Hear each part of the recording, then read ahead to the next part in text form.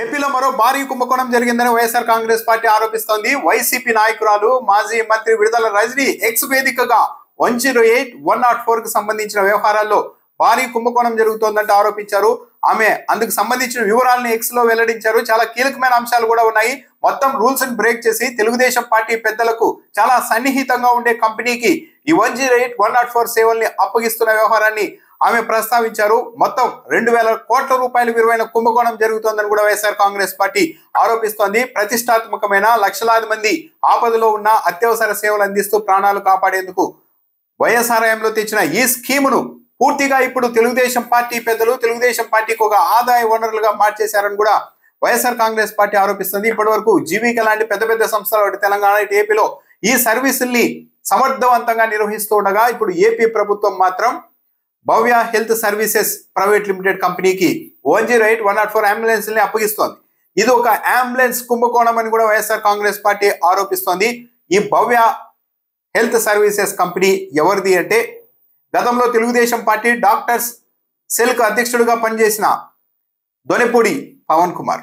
ఈయన తెలుగుదేశం పార్టీ పెద్దలకు చాలా సన్నిహితుడని చెప్తున్నారు. అందుకే ఈ కంపెనీకి మాత్రమే ఈ 108, 104 అంబులెన్స్ల నిర్వహణ దక్కేలా చేసేందుకు నిబంధనలన్నీ చాలా సరళంగా కాంట్రాక్ట్ దక్కించుకునే ఈ పవన్ కుమార్ కు కంపెనీకి ఎలాంటి ఇబ్బంది లేకుండా రిస్క్ లేకుండా ఉండేలాగా మొత్తం ఆ కంపెనీకి ఫేవర్ గా నిబంధనలు రూపొందించారని కూడా వైఎస్ఆర్సీపీ ప్రస్తావిస్తోంది. గత ఆర్థిక ఏడాది కేవలం 5.52 కోట్లు మాత్రమే ఆదాయం ఉన్న ఇంత చిన్న కంపెనీకి 2,000 కోట్ల రూపాయల విలువైన ఈ వ్యవహారాన్ని ఇంత కీలకమైన సర్వీసుల్ని ఎలా అప్పగిస్తున్నారని కూడా మాజీ మంత్రి విడుదల రజనీ ప్రశ్నిస్తున్నారు. ఇది ఒక విధంగా ప్రజల ప్రాణాలకు ముప్పు తెచ్చే వ్యవహారం అని కూడా ఆమె ఆరోపిస్తున్నారు. టీడీపీ నాయకుడి కంపెనీకి ఈ టెండర్ దక్కేలాగా నిబంధనల్ని ఉద్దేశపూర్వకంగానే తయారు చేశారని కూడా ఆమె చెప్తున్నారు. తెలుగుదేశం పార్టీ నాయకుడికి సంబంధించిన ఈ కంపెనీకి ఎలాంటి రిస్క్ లేకుండా ప్రతి నెల స్థిరంగా 31 కోట్ల రూపాయల ఆదాయం అందేలాగా దీన్ని మొత్తం ఫ్రేమ్ చేశారని కూడా ఆమె ఆరోపిస్తూ ఉన్నారు. జరిమానాలు కావచ్చు, ఇతర అంశాలు కావచ్చు, ఎవరు ఊహించనంతగా సరళంగా ఆ కంపెనీకి అనుకూలంగా తయారు చేశారని చెప్తూ ఉన్నారు.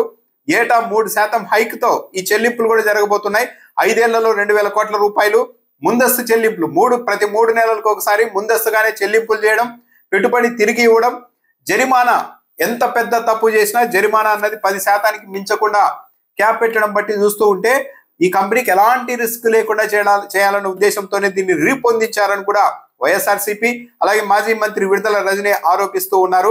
ఇదంతా ఇలా జరగడానికి కారణం పెద్ద పెద్ద కంపెనీలు జీవీకే, అపోలో, అరబిందో ఇలాంటి పెద్ద పెద్ద కంపెనీలు ఉన్నా కూడా సమర్థవంతంగా నిర్వహిస్తున్నా కూడా పలు రాష్ట్రాల్లో వాటిని పక్కన పెట్టి ఈ భవ్య హెల్త్ సర్వీసెస్ ని తీసుకురావడం వెనుక ఇది నిజంగానే కుంభకోణం. తెలుగుదేశం పార్టీకి ప్రతి నెల 31 కోట్ల రూపాయల స్థిరమైన ఆదాయం వచ్చేలాగే దీన్ని ప్లాన్ చేశారు. ఇంత పెద్ద వ్యవహారాన్ని ఒక కంపెనీకి ఇచ్చారు అంటే తెలుగుదేశం పార్టీలోని అత్యంత కీలకమైన ముఖ్య నేతల ప్రమేయం ఉంది. వాళ్ళే తెర వెనుక ఉండి ఇవన్నీ నడిపిస్తున్నారని కూడా వైఎస్ఆర్ కాంగ్రెస్ పార్టీ ఆరోపిస్తోంది. అందుకే ఇంకే కంపెనీ కూడా దీంట్లోనికి రాకుండా ఉండేలాగా నిబంధనలు కేవలం ఈ భవ్య హెల్త్ సర్వీసెస్కి ఎలాంటి అనుభవం లేకపోయినప్పటికీ కూడా, తక్కువ అనుభవం ఉన్నప్పటికీ కూడా ఆ కంపెనీకి మాత్రమే ఈ వ్యవహారం దక్కేలాగా, టెండర్ దక్కేలాగా నిబంధనలు రూపొందించి ఇతర కంపెనీల్ని సైడ్ చేసి ఇంత వ్యవహారానికి తెగబడ్డారు అంటే ఇది తెలుగుదేశం పార్టీ కుటుంబంలో వ్యవహారం లాగా మార్చేశారు.